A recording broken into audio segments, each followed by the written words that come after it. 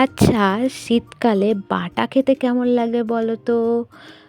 জানি সবারই ভালো লাগে। ইয়েস, আমারও খুব ভালো লাগে। তো আজকে আমি একটা বাটার রেসিপি তোমাদেরকে বলবো। এটা হচ্ছে ফুলকপি পাতা বাটা।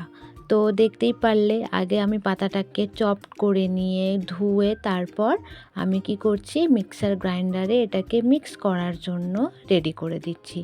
এর মধ্যে অবভিয়াসলি ২ টো লঙ্কা, নুন আর স্বাদ মতো হালকা চিনি দিয়ে পেস্ট করে নিতে হবে। দেখো পেস্টটা রেডি হয়ে গেছে।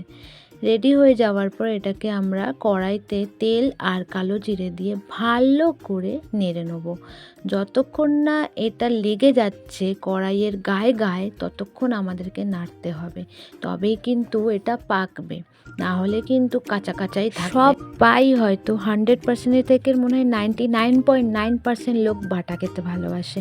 বাটা যে কোনো বাটা হলেই পুরো ভাতটাই যেন ওই বাটা দিয়েই খাওয়া হয়ে যায়।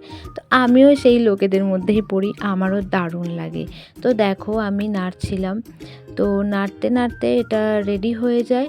দেন আমি এটাকে সার্ভ করি। দেখো, আহা, দেখেই জিভের জল চলে আসছে আমার, জাস্ট দারুণ লাগে খেতে।